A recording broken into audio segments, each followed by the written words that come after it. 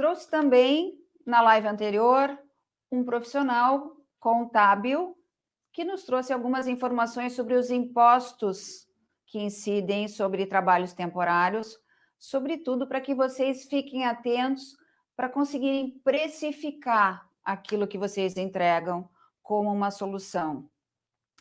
Trouxe também algumas plataformas que hoje são indicadas para que vocês se apresentem, para que vocês se candidatem, para que vocês se manifestem e o mercado possa conectar vocês. Importante também a forma da comunicação. Importante vocês fazerem um currículo, prepararem em cima do currículo o que pode ser um resumê para que essa apresentação para o mercado seja sucinta. Trouxe um especialista, um headhunter, que tem na sua empresa já há muito tempo uma bandeira que trabalha com profissionais interinos. E hoje quero comentar um pouco sobre a carreira em mosaico. Me pareceu muito interessante esse nome, porque mosaico é uma coisa muito linda. Me lembra muito o caleidoscópio, que é colorido, que é fluido, que tem inúmeras possibilidades, que permite aproximações, afastamentos, e que a gente usa e utiliza de acordo com a incidência e a reflexão da luz sobre ele. Carreira em mosaico não é um nome novo, vocês vão ver, eu olhei muitas referências na internet, como tudo que está na internet, tem coisas muito boas, tem coisas muito ruins. Eu vou colocar depois na descrição do vídeo algumas referências a respeito, Tony Robbins e Elad Shabbat, para vocês olharem e para vocês compreenderem um pouco quais são as características de uma carreira em mosaico. Quais são os requisitos, quais são os critérios e para quem serve? Não é para todo mundo, porque ela pressupõe uma pluralidade de possibilidades para serem entregues, para serem apresentadas ao mercado de trabalho. Cada vez mais, os profissionais precisam sempre se perguntar: o que mais eu posso fazer? E uma outra pergunta interessante é: por que não? Então, aquelas questões em que as pessoas ficam em dúvida, será que eu sou capaz? Com certeza. Criar um plano B não significa que o plano A não deu certo. Significa que esse plano A já deu certo. Ele trouxe vocês até aqui. E o plano B, o plano C, o plano D faz parte de uma continuidade de tarefas, de possibilidades, de alternativas e, por que não, de rendas. Ontem mesmo eu estava conversando com o presidente de uma multinacional e fiquei muito feliz quando eu olhei o LinkedIn dele e tinha ali num espaço do LinkedIn que fala sobre você, ele se colocando também como um mentor para o mercado. Um mentor, a princípio, trabalhando, fazendo uma entrega pro bônus, mas que com certeza não será assim. E isso é uma forte possibilidade. Então, quando a gente fala carreira em mosaico, a gente está falando de uma carreira destinada a profissionais mais maduros, que têm as suas competências consolidadas e que sabem daquilo que fazem de melhor, mas conseguem fazer orbitar outras fortalezas em volta dessa sua fortaleza maior e apresentar ao mercado de acordo com aquilo que o mercado tem vontade de comprar. Pressupõe quem entra numa carreira em mosaico que é capaz, sim, de lidar com uma multiplicidade de tarefas, de possibilidades que podem ser simultâneas à atividade atual de vocês. Claro, eu sempre falo que carreira está dentro de um ciclo de vida e carreira. Claro que nós temos escolhas e decisões que nós tomamos quando nós temos 20, 25, que vão ser diferentes de 30, 40, 50, 60 e aí por diante. A verdade é que nós não vamos parar de trabalhar, e ainda bem. Isso é uma novidade muito boa, e é algo que vocês têm que olhar com alegria, com vontade, como um mosaico, como um caleidoscópio. Eu quero trazer para essa conversa uma pessoa que eu conheci recentemente, mas eu me encantei, porque ele é o próprio profissional mosaico. Ele é jornalista, ele é escritor, ele é professor, ele é autor e ele é tantas outras coisas possíveis de serem feitas ainda. Sempre a carreira mosaico pressupõe muita criação, muita inovação e muita flexibilidade. José Nascimento, um prazer falar com você. Oi, Carla, como vai você? Tudo bem? Uma honra muito grande estar aqui com você. Primeiro, eu quero te dar os parabéns pelo quanto de informação, pelo quanto de conhecimento, pelo quanto de compartilhar que você trouxe aí nas últimas lives. Só te ouvindo aqui de um preâmbulo do que os seus convidados já falaram por aqui, já foi uma aula, né? E eu gostaria de resumir o meu currículo da seguinte forma. Hoje, 2020, aprendiz. Tudo aquilo que eu já fiz, tudo aquilo que eu aprendi até agora, não vale mais para nada. Eu tenho que aprender, reaprender, desaprender, como falava Alvin Toffler, né? Então, o movimento deste mundo pressupõe um profissional, como você falou, um profissional mosaico. E em uma frase, né, long life learning, aprender a vida toda, né, porque a gente está nesse movimento. E esse mundo que a gente está vivendo não é de susto, não é de medo, a meu ver, é um mundo de oportunidades. Honra estar com você. Sem dúvida. E eu gostaria de complementar isso que você comentou, essa frase eu acho brilhante, lifelong learning, still earning, que significa, traduzindo, né? Nós vamos trabalhar, viver bastante, trabalhar, aprender e ainda continuar ganhando. Exatamente. Mais ou menos significa isso, não fazendo uma tradução literal. E achar sentido em tudo isso, fazer isso gerando alegria, felicidade, como o exemplo que você deu aí do executivo, né, lá no LinkedIn, que além do trabalho dele, além da carreira executiva dele, ele faz mentoria de outras pessoas, de outros talentos. Para quê? Para que a gente trabalhe numa perspectiva dos chamados soft skills, que a gente consiga, né, e que isso te gere um trabalho bacana, legal, te gere felicidade, e claro, que você possa ter dinheiro e remuneração também para ter uma vida legal e boa. Com certeza, né? Por que não? A gente sabe que tem muitas pessoas que têm feito trabalhos voluntários, tem crescido muito isso no Brasil, mas a gente sabe também que depende do planejamento financeiro dos executivos e dos profissionais, né? E das nossas fases de vida e carreira.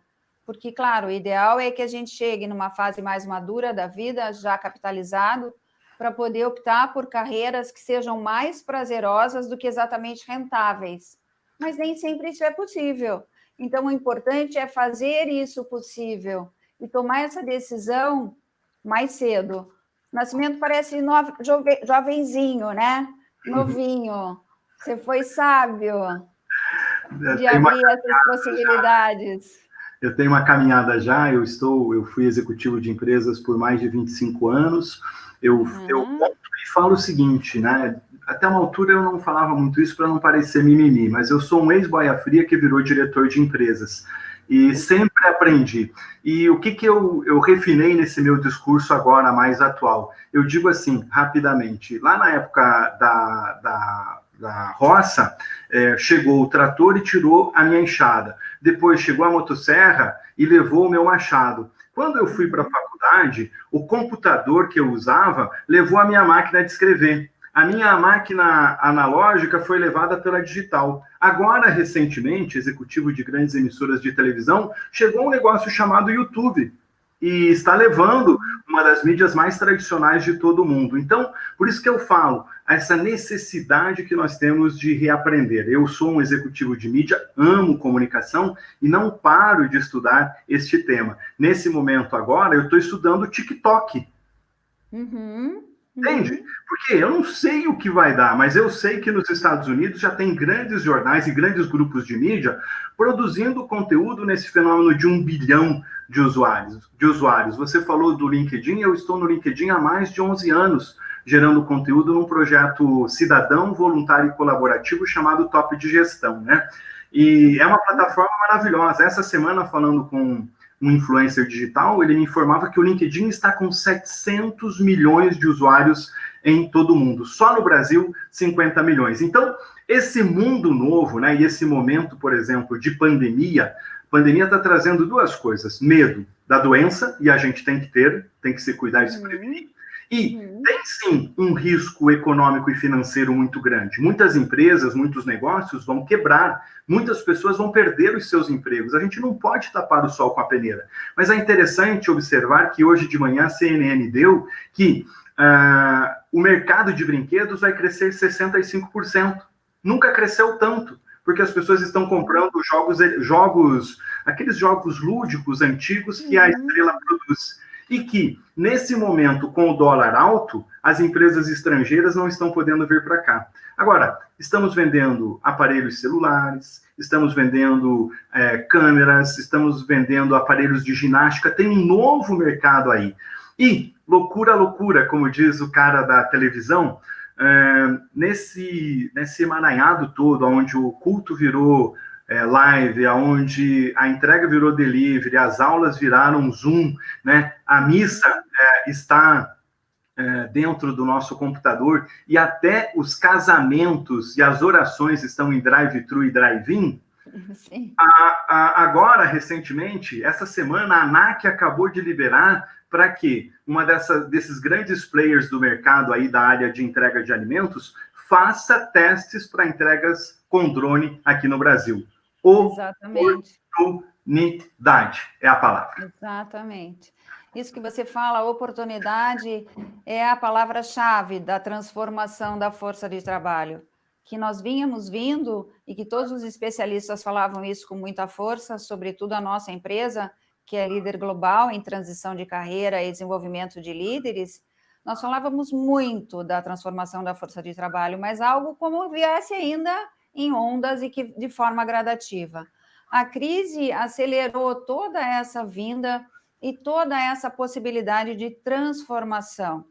É importante, como você comentou, né, da questão da enxada, depois do trator, depois a motosserra, depois as escavadeiras hidráulicas. Da mesma forma que a gente fala de todas as mudanças e as inovações, existe, num primeiro momento, Nascimento, um medo das pessoas perderem aquilo que elas fizeram, aquilo que elas já tinham, né? Como se a mudança fosse escantear, fosse matar tudo que a gente já fez e essas coisas fossem morrer.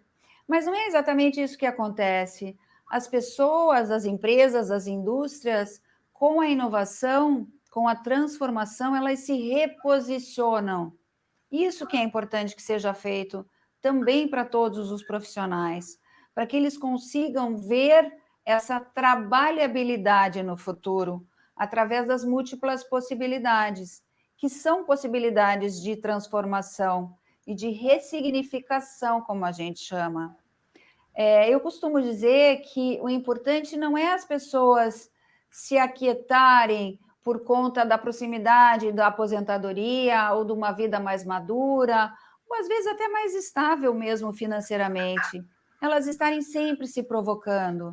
E essa questão que você comenta e que você traz com muita ênfase da curiosidade, da invenção, da inovação, é algo que nos dá vida, é algo extremamente importante e possível para a vida de todo mundo. Talvez você, como um profissional de mídia, tenha percebido, porque, de fato, a indústria da mídia foi a indústria que teve a maior transformação. Ela foi, de fato, disruptiva para continuar existindo, ela precisou se transformar. Talvez para você seja mais fácil, mas a gente percebe que existem muitos profissionais que têm uma dificuldade muito grande nessa ressignificação e nessa reinvenção. Como se aquilo que precisasse ser criado, né, a partir do plano A, fosse algo doloroso e não algo prazeroso. Por isso que eu achei muito bacana essa ideia da carreira em mosaico, que nos lembra esse caleidoscópio. E foi legal porque você falou dos brinquedos, né? Eu, quando pequena, adorava um caleidoscópio, como também adorava e brinquei muito de detetive, de war, Banco imobiliário, né? Exatamente. Todas essas brincadeiras e esses jogos que nos colocavam muito próximos das nossas famílias e das pessoas com quem a gente podia bater papo, né, sem a interferência de um celular ou de um tablet ou de todo esse digital, que é inegável o benefício que traz, mas também o afastamento que muitas vezes isso causa, né, Nascimento? Com toda certeza, né? Mas esse olhar, né, de oportunidades, a fala sua é muito completa. E ontem, no nosso bate-papo preliminar, eu tive uma verdadeira aula, né?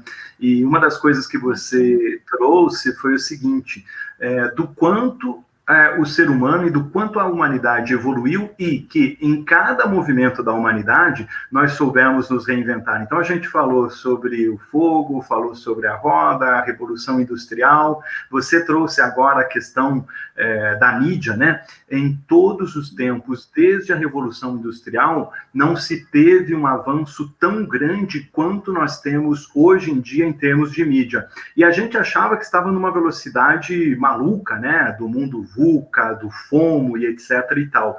Sendo que agora na pandemia, em 3 meses, as empresas avançaram, evoluíram o que elas não tinham crescido nos últimos 5 anos em termos de transformação digital. Eu fiz um trabalho para o Sebrae recentemente falando de transformação digital e experiência do cliente. E sabe o que é legal? É bacana, né? O que me vem em mente nesse momento que nós estamos vivendo quando eu falo de oportunidades? Elon Musk, uma nave, tá, reacendendo a exploração do espaço nesse momento. A NASA, por sua vez, mandando um robô para explorar Marte. Legal desse robô, oportunidade, né? E vale aí o nosso brasilianismo. O cara que projetou o Perseverança, que é o robô que vai desembarcar em Marte, é um brasileiro, é um mineiro, é um ex-engraxate que chegou a engenheiro aeroespacial da NASA. E nesse momento de reinvenção, é legal que a gente se inspire nesses grandes cases, mas é bacana também, né, que a gente olhe que perto da nossa casa teve o cara do mercadinho que se reinventou, o cara da entrega do restaurante se reinventou, o rapaz que veio arrumar um celular aqui na minha casa recentemente se reinventou, inclusive ele vai estar num livro que eu devo lançar brevemente, que chama-se Mundo 6.0. É para lá que eu vou, né? Crônicas, reflexões e leituras deste tempo. Então, o que aconteceu com esse rapaz? O Alex. Ele tinha uma loja, tinha um custo fixo, a pandemia veio e fechou a loja do Alex. O que o Alex fez? Reinvenção. Eu gosto de palavras. Essa é outra palavra do momento. O Alex pegou a motocicleta dele, os equipamentos dele, e hoje ele vai arrumar os celulares das pessoas em casa. Sabe o que ele me falou, Carla? Nascimento, eu nunca ganhei tanto dinheiro como agora. Então, do Elon Musk ao Alex, é isso que a gente tem que olhar. Oportunidades, reinvenção. Possibilidades. Isso mesmo. E cada vez mais a gente percebe essa questão fundamental que não é mais só a colaboração, que era todo o pressuposto do networking e da forma como se faziam os negócios, né, o relacionamento. Eu acho que hoje é fundamental você olhar e criar as comunidades, porque são nessas comunidades que nós vamos fazer as entregas daquilo que nós podemos colaborar e daquilo que nós podemos gerar renda também, né? Você trouxe uma coisa muito legal, que é a questão das comunidades, né? Como a gente colaborar mais, fazer mais e sair daquele modelo antigo do network, do só ganhar nas costas dos outros, né? Agora há pouco passou ali o Fábio Oliveira, um grande amigo meu, um grande executivo de recursos humanos, e a gente tem trabalhado muito nessas conexões, não apenas de network, mas do chamado netwaving. Como que a gente pode colaborar? Como que a gente pode construir? E o ganhar dinheiro, a gente quer e precisa trabalhar, mas isso é uma consequência da construção. Sem dúvida. Que bom que você falou do Fábio, que bom que ele passou por ali. Eu falei com ele recentemente e a gente vai se ver na sexta-feira. Gosto muito dele. Mande um abraço para ele. É um executivo de primeira, um ser humano inigualável. Além de que gosta de música, tá? Ele gosta de música? Fuscas. Ah, esse detalhe eu já não sabia sobre ele. É um Vou fusqueiro. explorar mais na sexta-feira. Olha aí, eu já vou transformá-lo num profissional mosaico. Ele é. Pode ser que nós não consigamos ser como você, né, Nascimento? É jornalista, é escritor, é consultor, é professor, é autor e inventor de tantas outras coisas. Aprendiz, um construtor de pontes, né? Isso que é importante. Eu acho que a questão da aprendizagem, de nós sermos sempre aprendizes. Essa é a questão fundamental. E, de novo, com as reflexões, as possibilidades e as provocações sempre de o que eu posso fazer, o que o mercado precisa, qual é a bola da vez, qual é o pulo do gato. Isso é importante a gente ter sempre em mente. Nascimento, agradeço o nosso bate-papo, espero que nossos ouvintes tenham gostado, que as pessoas depois também se inscrevam no nosso canal, que compartilhem e nos sigam também, né, Nascimento? Você tem esse projeto novo. Se você quiser colocar também depois na descrição do vídeo, a gente está à tua disposição. Eu agradeço, parabenizo você por esse trabalho maravilhoso, pela oportunidade que você dá desse compartilhar de conhecimento com outras pessoas. As palavras-chave desse tempo, para encerrar, tá? Humildade, coragem e agilidade. Nós precisamos disso nesse mundo novo que está aí para que a gente continue tendo empresas fortes, grandes, mas que a gente tenha mais humanidade e sensibilidade. Carla, muito obrigado. Deixa eu só te fazer uma última pergunta com relação àquela pergunta japonesa, aquela expressão japonesa que você comentou, como é que foi? Gambatê? Gambatê. Gambatê.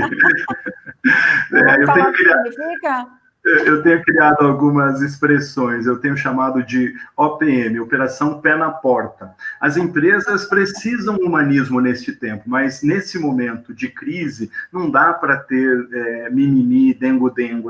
As empresas precisam de executivos e pessoas que resolvam grandes problemas complexos. Precisam de pessoas que pensem no depois da pandemia, em novos negócios e novos serviços. E Gambatê, os japoneses são sempre muito educados, e a live estava muito educada, né?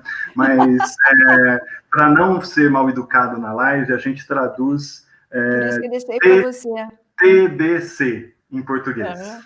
Tá bom. A gente põe na descrição do vídeo depois. TBC. Gente, um abraço para vocês. Tchau. Obrigada, um beijo. Até mais.